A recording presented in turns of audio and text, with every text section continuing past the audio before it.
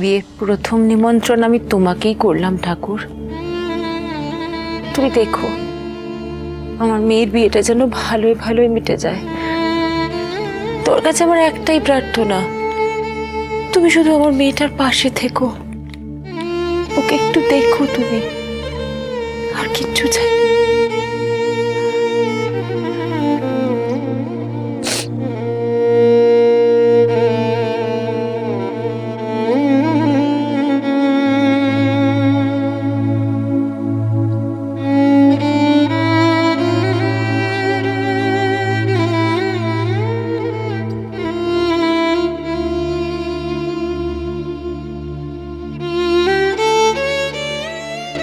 তুমি সবসময় আমার পাশে থেকো বাবা।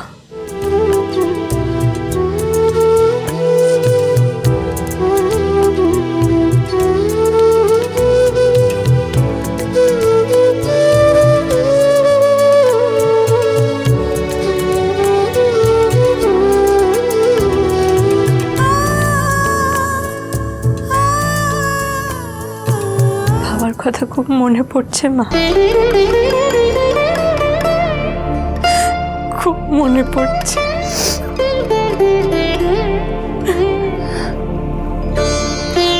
আয় মা।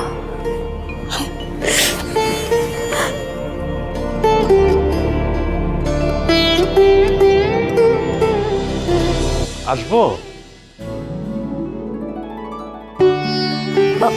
মা আসুন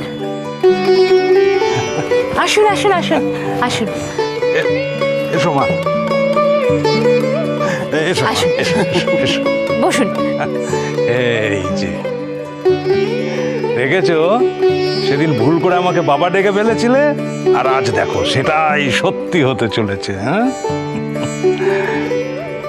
তবে ওনার অভাব পূরণ করা খুবই কঠিন কাজ, কিন্তু এটুকু বলতে পারি মা, তুমি যাতে সুখে থাকো, আর এক বাবা হয়ে আমি সেই চেষ্টা সারা জীবন করে যাব।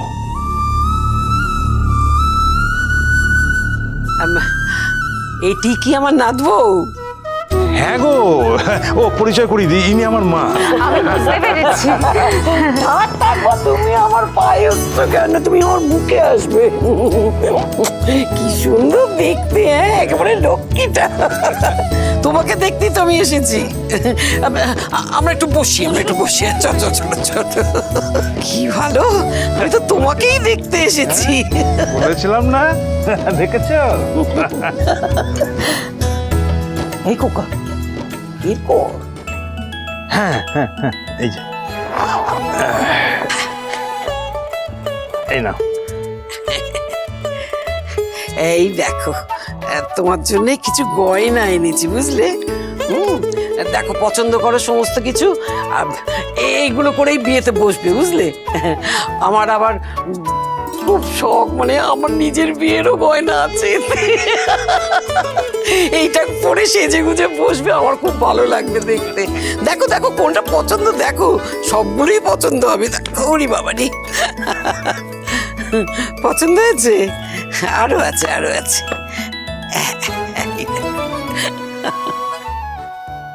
আসলে আমরা গরিব বলে আমাদের গয়না দিয়ে সাহায্য করছেন, তাই তো?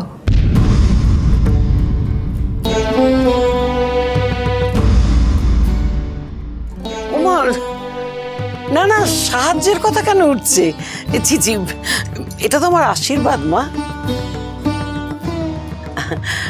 দেখো আমার না ওই বড় নাতবুকে নিয়ে অনেক দিনের স্বপ্ন ছিল, আমার একটা সুন্দর লক্ষ্মী প্রতিমার মতো নাতবু আসবে, আমাদের বাড়িটাকে এক সুতোয় বেঁধে রাখবে, সব সময় আমি তাই চাইতাম।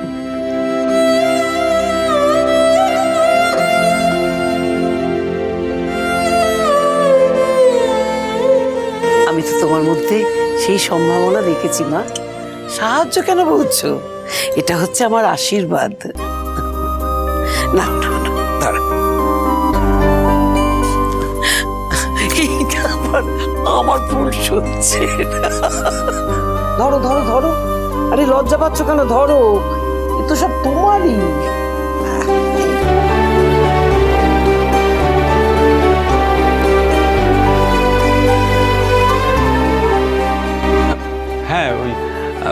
ওনার সঙ্গে যেমন কথা হয়েছিল তেমনি ওই মুখার্জি রোডের ওই যে সিঁদুর বিয়েবাড়ি, ওটা আমরা কিন্তু সকাল থেকেই ভাড়া নিয়েছি, ঠিক আছে? বৌভাত এবং বিয়ে দুটোই কিন্তু ওখানেই হবে। আপনাকে কি বলে যে আর আপনি চিন্তা করবেন না, আমরা সময় মতো পৌঁছে যাব। ঠিক আছে, ঠিক আছে। ও এই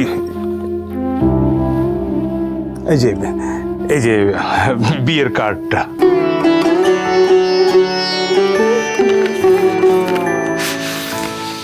বাহ,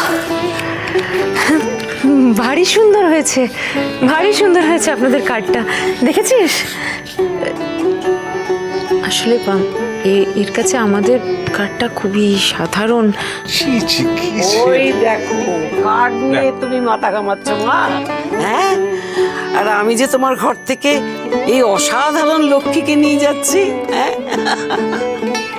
কার্ড নিয়ে কিচ্ছু পেবো না।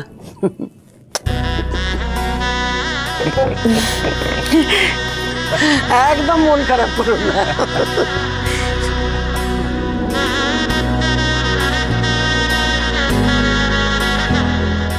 রমা, রমা, একবার শুনবে? দাদা আমি একটু আসছি। হ্যাঁ, অসিতদা, আপনি ভেতরে আসুন না। না, ভেতরে নয়, একটু নিচে এসো না, একটু দরকারি কথা আছে। এসো এসো এসো।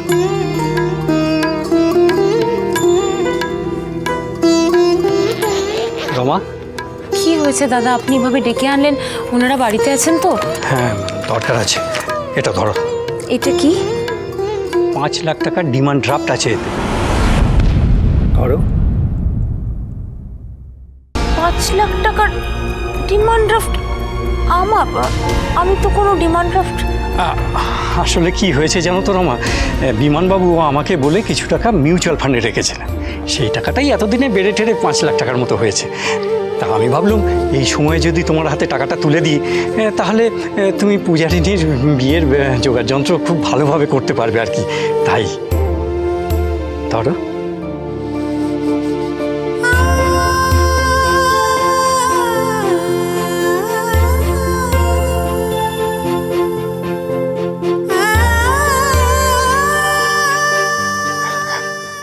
তবে রমা, এটা সম্পর্কে না তোমার ছেলে মেয়ের সঙ্গে আলোচনা করার কোনো দরকার নেই। না মানে হয়েছে কি ব্যাপারটা জানো, বিমানবাবু তোমার ছেলে ওই অনি, তার মানসিকতা নিয়ে না ভারী চিন্তিত ছিলেন।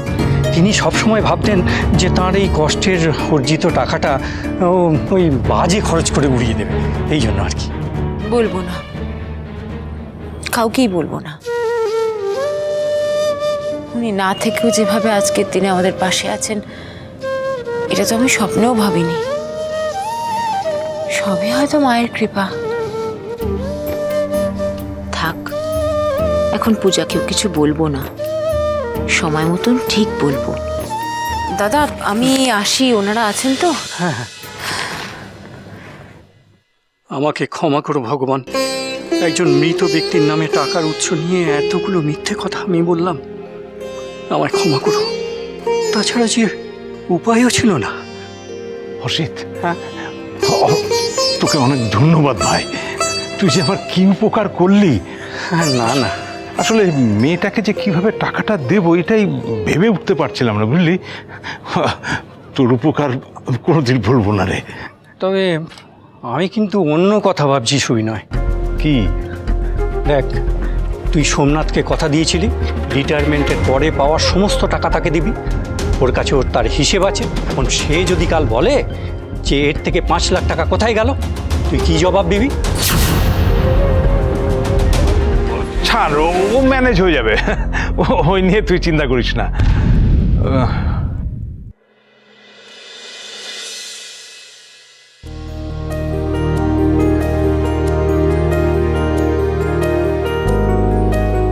বাবা, বাবা, আমি কিন্তু আবার বলছি, আমি দাদার এই বিয়েটা মন থেকে মেনে নিতে পারছি না। হ্যাঁ, না না, দাদা শুধুমাত্র বিয়ে করতে রাজি হয়েছে এইটার জন্য, এই যে টাকা, এই টাকার জন্য। কেন শুধু শুধু একটা গরিব মেয়ের জীবন নষ্ট করছো বাবা? কি দরকার? তুই আমার উপর ভরসা কেন করতে পারছিস না বল দেখি মহারাজ? এটা ভরসার কথা নয় বাবা, এটা তোমার আমার ভরসার কথা নয়। আমি তোমার বড় ছেলে, আমার দাদাকে ভরসা করি না, কোনোভাবেই ভরসা করি না।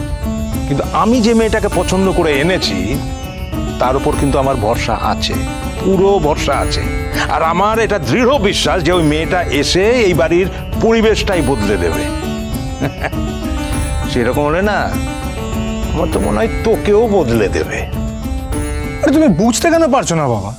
তুমি শুধু তোমারটা ভাবছো, আমারটা ভাবছো, আমাদের পরিবারের সবার কথা ভাবছো, মেয়েটার কথা একবার ভেবেছো? কাল যদি এই মেয়েটার কোনো ক্ষতি হয়ে যায়, তারা যদি ওর কোনো ক্ষতি করে দেয়, একটা গরিব বাড়ির মেয়ে, তার যদি কোনো ক্ষতি হয়ে যায়, তুমি তার দায়ভার নেবে? আমাদের পরিবারকে গোটা জীবন এই দায়ভার বহন করে চলতে হবে। আচ্ছা তুই এত নেগেটিভ কথাবার্তা ভাবছিস কেন রে মহারাজ? এগুলো তো তুই আগে করতিস না। ঠিক আছে, তোর যদি এতই চিন্তা হয় তাহলে মেয়েটাকে তুই বিয়ে কর না।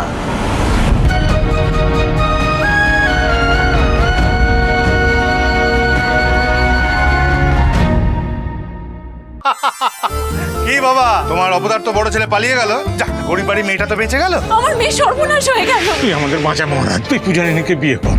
কি? ওই ঝগড়ুটা মেয়েটাকে আমি বিয়ে করব? অসম্ভব। আমি ওই গুন্ডাটাকে বিয়ে করতে পারবো না মা, চলো এখান থেকে। আমি থাকতে তুমি অন্য কারোর বউ? আমি গরিবের সুদখোর হতে পারি, কিন্তু মদখোর গুন্ডা তো নাই। চল তুই আমাকে উদ্ধার কর। বাবা কি করছো?